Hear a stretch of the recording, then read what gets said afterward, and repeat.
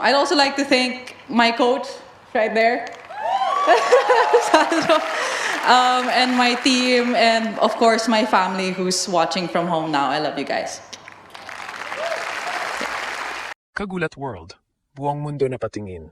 Akala ng marami, isa lamang itong WTA 125 tournament title.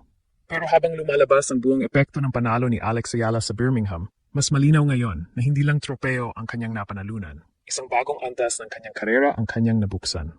Matapos ang matinding laban kontra rising Czech star na si Nikola Bartunkova, nakuha ni Alex ang Birmingham Open crown at opisyal na naitala ang kanyang unang grass court title bilang professional. Ngunit higit pa rito ang tunay na kwento. Kasama sa kanyang panalo ang humigit kumulang $33,050 o halos 2 milyong piso na prize money, dagdag na 125 WTA ranking points, at mas matibay na posisyon sa world rankings habang papalapit ang pinakamalalaking torneo sa grass season. Mas mahalaga pa rito, pinatunayan niya na kaya niyang manalo sa ibang surface. Matapos ang kanyang unang WTA 25 title sa Guadalajara noong 2025 sa hard court, ngayon ay may titulo na siya sa damuhan. Ibig sabihin, hindi na siya isang specialist lamang. Isa na siyang mas kumpletong manlalaro. Marami ring fans ang nakapansin ng kanyang mental transformation. Sa mga nakaraang taon, ilang beses nang nakaranas si Alex ng masasakit na pagkatalo sa malalaking pagkakataon. Ngunit sa Birmingham, kahit nasayang ang ilang championship points at naharap sa pressure moments, hindi siya bumigay. Ito ang dahilan kung bakit maraming tennis observers ang nagsasabing ang Birmingham title ay hindi simpleng tournament victory. Isa itong deklarasyon. Deklarasyon na ang batang Pinay na minsang tinawag na promising prospect ay unti-unti nang nagiging totoong superstar ng international tennis. At habang papalapit ang Wimbledon season, isang bagay ang malinaw. Hindi na lamang pangarap ang pagiging world-class tennis player para kay Alex. Isa na itong realidad na nakikita ng buong mundo. May mga panalo sa sports na nagdadagdag lang ng tropeo sa kabinet. At may mga panalo namang nagbabago ng buong pananaw ng mundo tungkol sa isang atleta. Ganito kabigat ang nangyari kay Alex sa Birmingham. Sa unang tingin, maaring isipin ng ilan na isa lamang itong WTA 125 event. Hindi ito Grand Slam, hindi rin ito WTA 1000. Ngunit para sa mga seryosong sumusubaybay sa tennis, alam nilang ang kahalagahan ng tagumpay ay hindi lamang nasusukat sa laki ng torneo. Minsan, ang tunay na halaga ng isang panalo ay nasa mensaheng ipinapadala nito. At ang mensahe ni Alex sa Birmingham ay napakalinaw. Hindi na ako prospect lang. Isa na akong tunay na contender. Napakahalaga ng grass court title na ito dahil ito ang surface na matagal nang itinuturing na pinakamahirap para sa maraming young players. Mabilis ang bola, maiksi ang reaction time, kailangan ng mating footwork, anticipation, at composure. Sa nakaraan, ilang beses nang nahirapan si Alex sa grass. May mga pagkakataong malapit na siyang magkampeon, ngunit hindi niya naisara ang laban. Ngunit sa Birmingham, ibang Alex ang nakita ng mundo. Hindi siya nagpanic ng ma-pressure. Hindi siya bumigay na magkaroon ng momentum ang kalaban. Hindi siya natakot sa mga crucial points. Sa halip, ipinakita niya ang maturity na karaniwang nakikita lamang sa mga veteranong champions. Ito ang dahilan kung bakit maraming fans at analysts ang nagsasabing ang pinakamalaking napanalunan niya ay hindi pera at hindi ranking points. Confidence. Sa tennis, napakahalaga ng self-belief. Kapag alam mong kaya mong manalo sa ilalim ng pressure, nagbabago ang paraan ng iyong pagpasok sa bawat laban. Nagiging mas agresibo ka, mas kalmado ka, mas naniniwala ka sa sarili mong kakayahan. At yun mismo ang maaring maging pinakamapanganib na development para sa kanyang mga magiging kalaban. Dagdag pa rito, tuluyan na rin niyang nabura ang isa sa mga nakakaintrigang estatistika sa kanyang karera, ang matagal na hirap laban sa mga Czech opponents. Sa Birmingham, hindi lamang siya nagkampeon, nilampasan din niya ang isa sa mga psychological barriers na matagal na sumusunod sa kanyang pangalan. Para itong atleta na matagal nang kumakatok sa pinto ng elite level at sa wakas ay nakahanap ng susi para makapasok. At habang nagdiriwang ang Pilipinas, mas malaki pa ang nangyayari sa international tennis scene. Unti-unti nang napapansin ng mundo na ang pangalan ni Alex ay hindi na simpleng inspiring story mula sa Southeast Asia.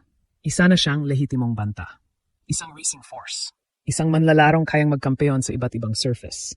At marahil, isang future top 20 player na hindi na maaring balewalayin ng kahit sino. Ang tropeo sa Birmingham ay maaring maliit kumpara sa mga Grand Slam trophies.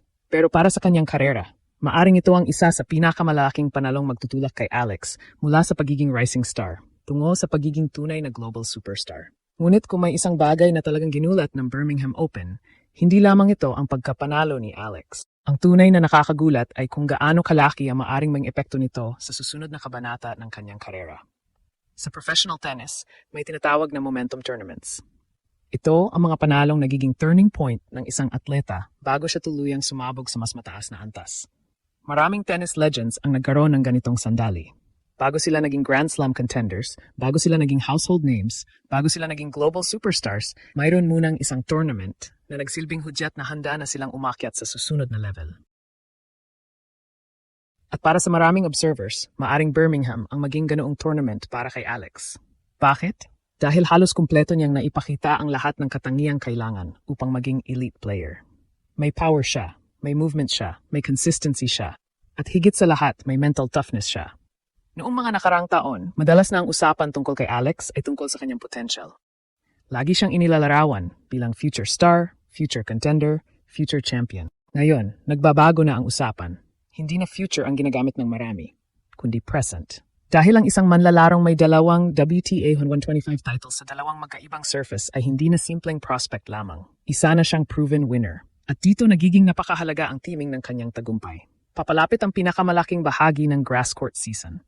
Ang buong tennis world ay nakatingin sa mga preparatory tournaments bago ang The Championships Wimbledon.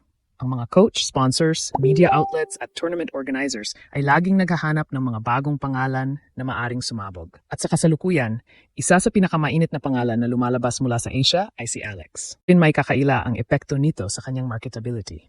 Habang tumataas ang ranking, tumataas din ang exposure. Habang dumarami ang panalo, dumarami rin ang interes ng sponsors. At habang lumalawak ang kanyang international following, mas nagiging mahalaga ang kanyang pangalan sa global tennis landscape. Ito ang bahagi ng pagiging superstar na hindi agad nakikita sa scoreboards.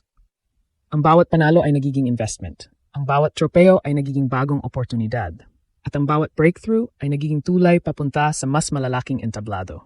Ngunit marahil, ang pinakamahalagang nakuha ni Alex sa Birmingham ay hindi pera, ranking points, o media attention. Ito ay paniniwala. Paniniwala ng buong tennis world na kaya niyang makipagsabayan sa pinakamagaling. Paniniwala ng mga Pilipino na kaya nating magkaroon ng world-class tennis icon. At paniniwala ni Alex mismo na kaya niyang umabot sa mas mataas pang pangarap. Sa kanyang victory speech, kapansin-pansin na nanatili siyang mapagkumbaba. Hindi siya nagsalita na parang tapos na ang kanyang misyon. Hindi siya nagsalita na parang naabot na niya ang tuktok. Sa halip, parabang mas lalo lamang siyang nagutom sa tagumpay.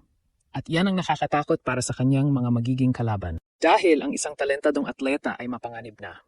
Ngunit ang isang talentadong atleta na nagsisimula ng maniwala ng buo sa sarili niyang kakayahan. Iyan ang klase ng manlalarong kayang baguhin ang kanyang sport. Kaya habang ipinagdiriwang ng Pilipinas ang Birmingham title, maaring mas malaki pa ang tunay na kuwento. Hindi ito ang katapusan ng pag-angat ni Alex. Maaring ito pa lamang ang simula. At kung magpapatuloy ang kanyang kasalukuyang trajectory, maaring dumating ang araw na ang Birmingham 2026 ay maalala hindi lamang bilang isa pang championship, kundi bilang tournament kung saan opisyal na ipinanganak ang susunod na global tennis superstar ng Pilipinas.